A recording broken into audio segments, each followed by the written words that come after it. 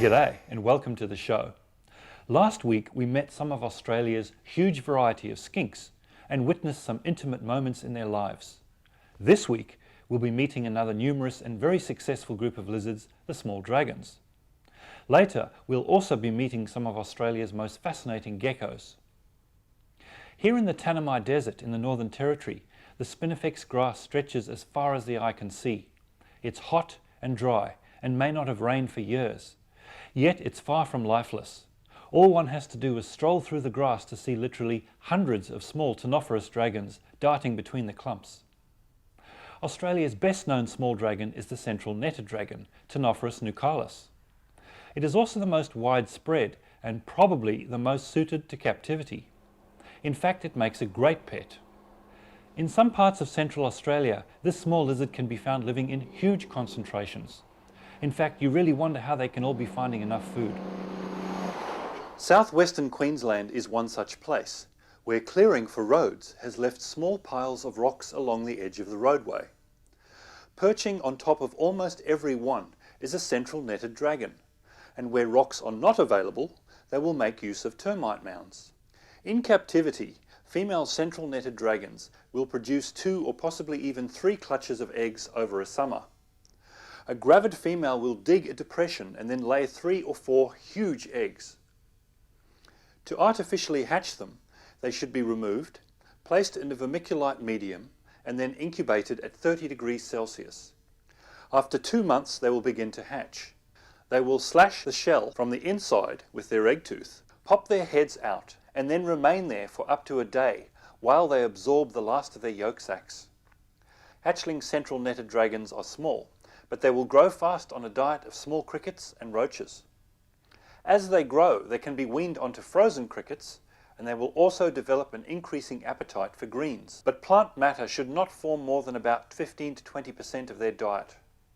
Of course, not all small dragons live in Australia's deserts. At the other end of the spectrum, and living in wet temperate rainforests such as this one, is the southern angle-headed dragon. Looking like a small version of the Boyd's forest dragon, to which it's closely related, this specimen appears exactly as it was found in the forest. Angleheads vary in colour from brownish to a very attractive green such as this. Last week we met Gold Coast vet and lizard breeder Danny Brown. This week he joins us again. Okay. This is a pair of Jackie dragons. This is your male on this side. He's got the slightly larger crest. Males also tend to have this unbroken pattern on their back. Females have got a smaller crest and this blotchy effect. She's gravid at the moment. She's got a big belly full of eggs. You can see the little egg bulges in each of these spots here. Relatively easy species to keep in captivity, breed quite readily, and yeah, quite active little fellas. Very good beginner species, quite a nice little dragon, very nice temperament, will quite commonly display in captivity. Usually a lot paler in colour than this. These guys are not happy with being cold and wet at the moment. But yeah, quite an attractive little species when they warm up and will readily breed in captivity. Gravid female Jackie dragons will produce about 6 eggs in early summer. In captivity, they may scatter their eggs about the enclosure. The keeper should keep a close eye and rescue them before they begin to dry up. After about 2 months of incubation, they will begin to hatch. When handled, newly hatched Jackie dragons may pretend to be dead. This is a defense strategy that makes them seem less attractive as a meal to potential predators. Mountain dragons also make good lizard pets for beginners. They are similar in care and feeding requirements to Jackie dragons, but can tolerate lower temperatures.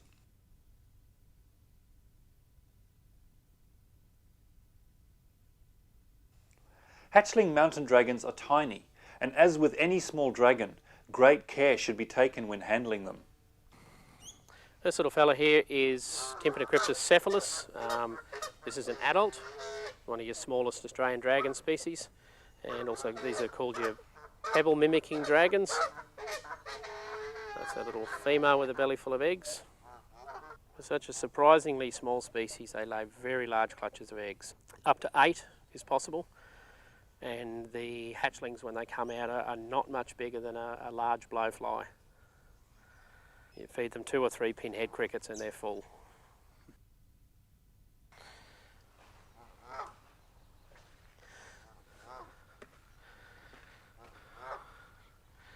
This little fella here is a central military dragon, one of your Ctenophorus group. Males in these are generally very colourful. They've got these big black chest patches and quite colourful body. They're in the same family as things like painted dragons. Relatively uncommon in captivity. There's a bit of a misconception that they're very short-lived. In reality, they live 4, 5, 6 years in captivity quite well, but most people thinking that they only live for 1 or 2 years tend to not keep them. They're referred to in most of the texts on wild specimens as annual species. Most of that is basically because obviously it's a lot harder to get through various droughts and that in the wild. So yes, in the wild they're very short-lived. They also taste good, so predators tend to thrive on these sorts of lizards. But yeah, in captivity, small ones like this, 4 to 6 years is okay. Larger species like central netted, 7 to 8 years is quite achievable.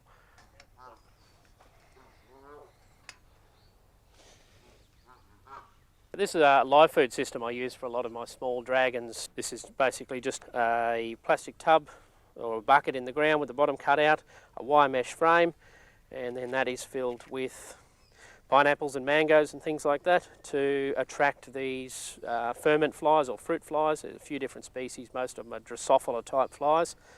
And when it's nice and sunny and the flies are swarming, the small dragons just sit around the edge of the container and get themselves a nice free food supply. And these flies are generally available sort of 9 months of the year, and from a nutrition point of view quite good. Very high calcium levels actually. And yeah, they're free of charge.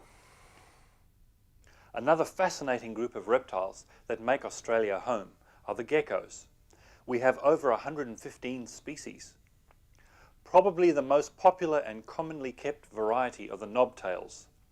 There are 9 species, with the Centralian knobtail being the largest.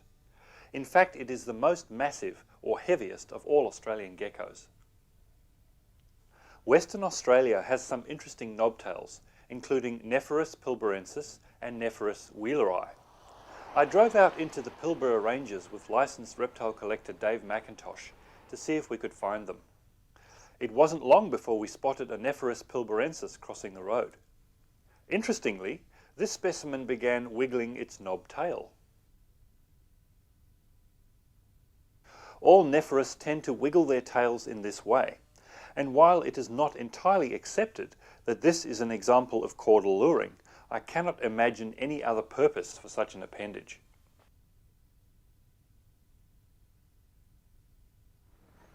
Several hours later, we were rewarded with a beautiful Nephorus wheeleri also crossing the road.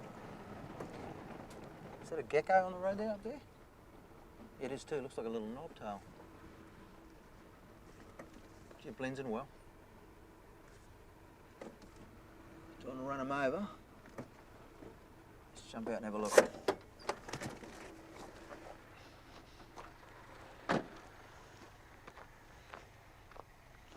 Yeah, that's what he is in the first wheeleri. Beautiful.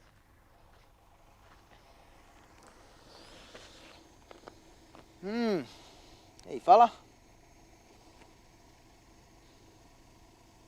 Now that is one gecko I'd love to keep. One day perhaps. In these racks here I keep some of my Nephorus species. Nephorus species are your knobtail geckos. A very good group of geckos to keep.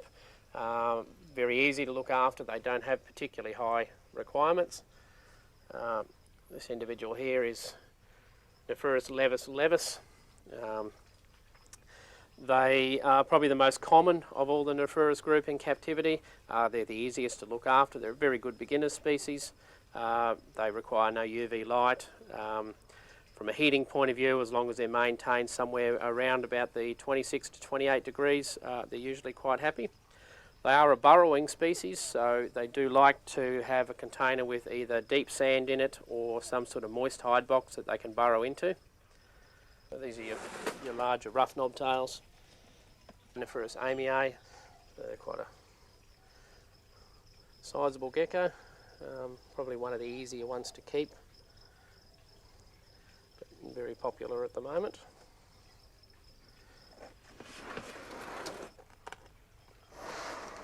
Okay, so this is another pair of Nephrurus levis. Males are invariably smaller than females. That's about sort of average difference in size between them. They come in a range of colours, as you can see, reds, yellows, various shades of pink, and they can certainly be line bred to those particular different colours.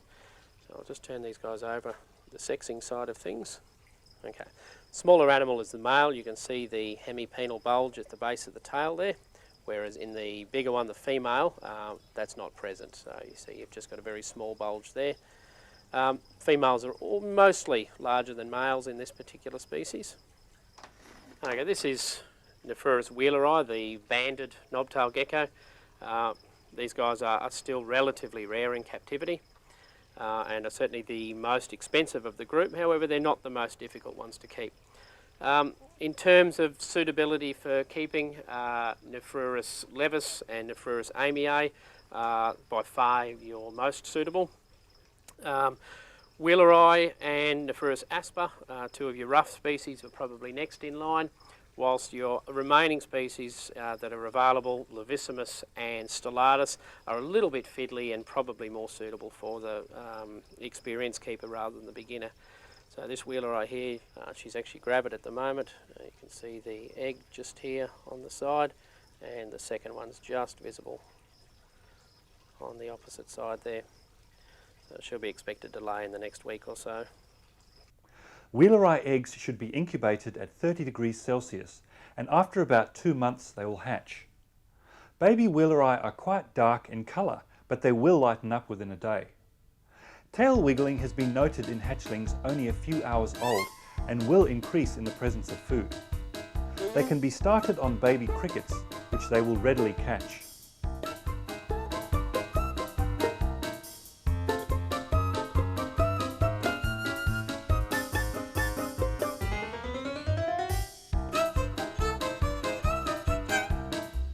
Sand flicking is another behaviour that begins early. This has most likely evolved as a means of camouflage. Nobody knows the purpose of the knobtail gecko's knob. They do wiggle it when feeding, but they don't tend to use it as a lure or anything like that. But all of the species have it. Not all species have an actual tail, but your rough knobtail geckos just basically have the knob sitting on the base of the pelvis. So this female here, she's actually lost her tail at some stage, so she's growing it back. She's actually skin shedding her tail at the moment. But regrown tails tend to have no knob on them and no particular pattern at all. So these are your giant cave gecko, Pseudothecodactylus lindneri. Probably one of the most aggressive gecko species that we've got access to.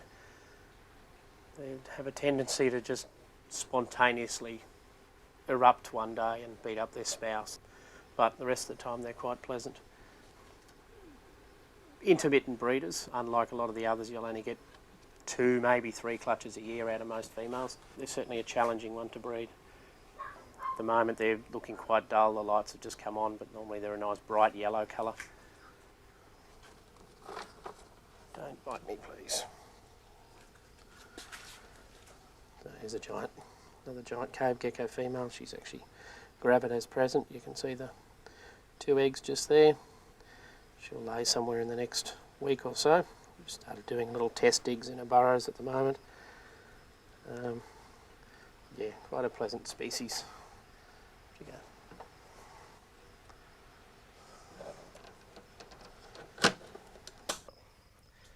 go. Okay, these are Burton's legless lizards, one of your pygopod family. Very variable in colour. They can be ranges of browns, reds, silver greys. Here's a silvery coloured animal. So they're quite unique amongst the legless lizards in that they're specialist lizard feeders. So they normally consume skinks, geckos, small dragons, sometimes even small snakes. Some people have been able to get them to feed on pinky mice, but it takes quite a lot of patience to achieve that. Other than that, they're a very placid species. Despite the fact that they are a lizard eater, they tend to not be aggressive towards each other and can be kept in small groups quite well. In captivity, we tend to feed them one medium-sized skink or gecko per animal per week, and that's quite a good maintenance diet for them. And they usually grab them mid-body, suffocate them, and then spin them around and consume them head first. They have these long pointed snouts, and they have a detachable jaw much like a snake, so they can consume a lizard anything up to half their body length quite easily. These are egg-laying species. Like most of your legless lizards and geckos, 2 eggs per clutch, and usually these guys only breed once per year. And overall a very interesting species, and yeah, quite a nice species to keep. So this little specimen here is a Pygopus schraderi. It's one of the scalyfoot family, and it's one of the second largest of the group. So very snake-like in general appearance, but if we can get him to sit still, just down here we can see his little leg flaps, which is why they're called flap-footed lizards. And just underneath that flap you can actually see a tiny little spur, little shiny spur, which indicates that this is a male. In addition to looking snake-like, the major difference they've got there is also, if you have a look at the tongue when it pokes out, it's a broad fleshy tongue, not a typical pointed tongue. And they also have ear openings like a lizard, whereas a snake doesn't have any ear openings at all.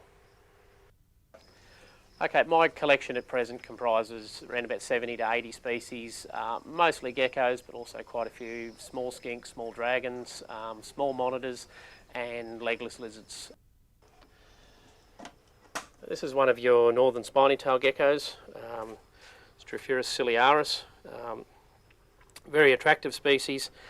And the good thing about the Strophyurus group is that because they spend most of their time perching on open branches, they're a very visible species, which makes them quite a good species for children. Most geckos, however, don't like to be handled. They're a passive pet rather than an active one. They're not like your bearded dragons and that. But yeah, they're certainly a good species for children in that respect. You can also keep a number of them in a relatively small enclosure. This is one of your velvet geckos. This is Oedura marmorata. This is a colourform from Meekothara in Western Australia. This is a big female. She's actually gravid at the moment. I'll just turn her around, you'll see the eggs in her belly. 2 big white spots just down the bottom there.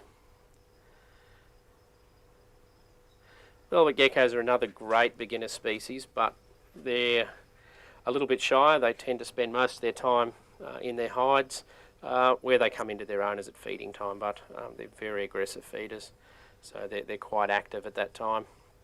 A very simple species that don't require UV light. Heating wise, depending on the species, a great many of them can just be kept at ambient temperature depending on where you live. But no, they also come in a huge range of colours depending on their locality. So this is a Meekothara one, and I'll show you some animals from other localities. If you go. So this is another marble velvet gecko, but a different colour form. This is from Owen Pelly in the Northern Territory. And each locality, even within the same geographical range, usually has a different appearance. And some of these have actually technically should be split up into separate species, but the work just hasn't been done yet. There you go. This is another form of Oedura marmorata from the Adelaide River area. This species will actually be getting renamed probably as Oedura christiani. Quite a large species. This is a male. You can see the hemipenal bulges at the base of the tail there, which is typical of most male geckos. And this guy's about half grown at this stage, so still quite a bit to go. It'll go another inch or inch and a half in length.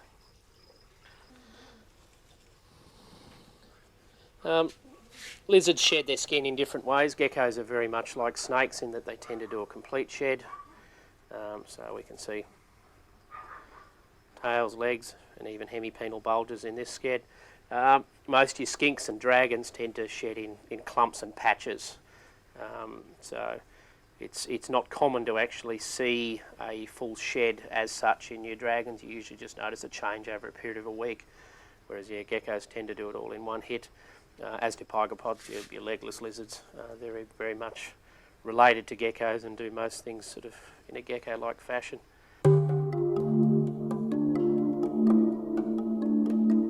This gargoyle gecko from the island of New Caledonia is in the process of shedding and eating its own shed skin. Some Australian geckos, including the smooth knobtails, also eat their own shed skin.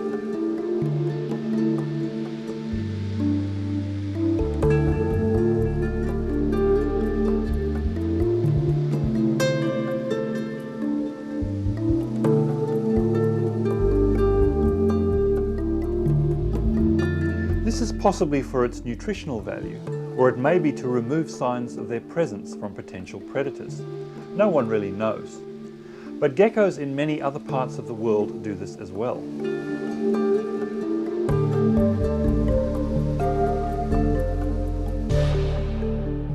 For nesting, I tend to use these just plant pots, converted. They're nice and deep, they're opaque. Usually add to these a mix of either just the core peat or peat and sand mix. Because they're opaque, but you can't tell where the eggs are positioned, so you generally have to tip them out very carefully.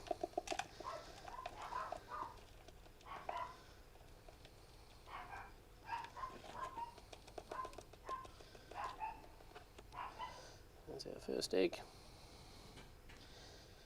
And second egg in that clutch. And it looks like there's probably another clutch of eggs underneath that one from one of the other females.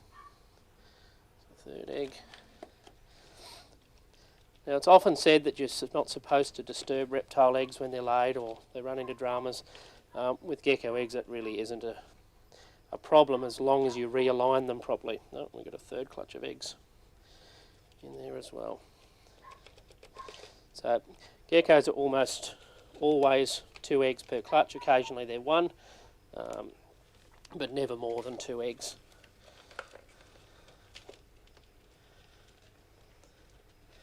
And they usually lay a clutch anywhere between 3 and 6 weeks apart. So I'll just collect these up and just realign them and put them in an incubation container. Because I've tipped them up, obviously I need to work out which side is up. So I just use a little candling torch, and you'll see as I go around. So you've got a pale side and a pink side. So it's generally the pink side up. So that can now be safely repositioned.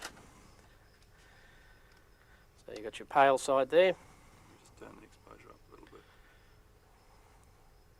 Pale side, just gently rotate the egg. And then you'll see you've got your pink side on that side. So it's always pink side up. And as long as you're doing this immediately after you disturb them, there really is no issues whatsoever as far as damage to the embryo if this is being done in the first week.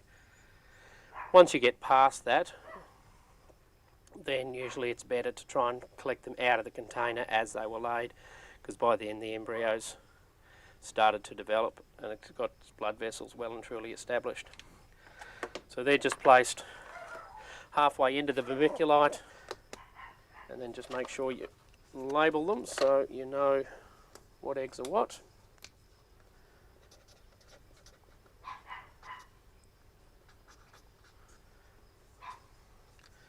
And then pop that into the incubator. For incubation containers for most of my small lizards, I tend to use sealed containers with just a single 4mm hole in one corner. Unlike your large python eggs and large monitor eggs, there's no major need to open the lid on a weekly basis for air exchange. That gives more than enough. The more often you open the lid, the more you have problems with maintaining humidity control, and small eggs dehydrate very quickly. So from that point of view, yeah, I tend to find just a single small hole works better for me. For monitor eggs, I do open them occasionally to get air exchange, but they're metabolically more active in the egg, and they're usually larger eggs. The road test results for this episode produced the following scores. For the central netted dragon, Hatchlings go for about $100 each, so on price I gave them a score of 9.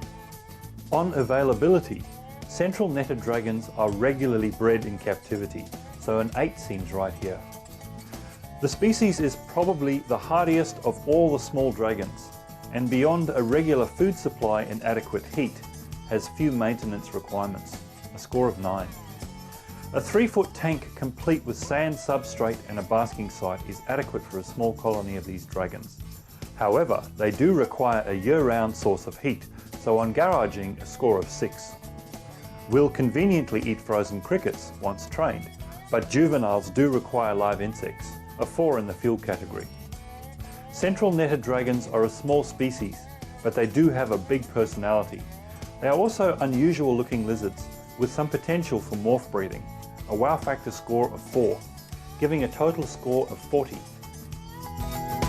For the banded knobtail gecko, at about $2,000 each, they are the most expensive Australian gecko on the market, so a score of 3 on price seems fair.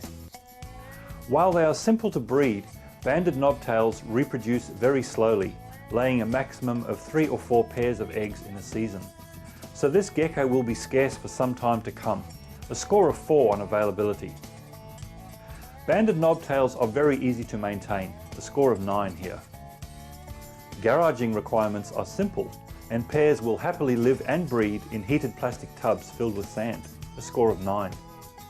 They do require live food, so a score of 2 in the fuel category seems fair.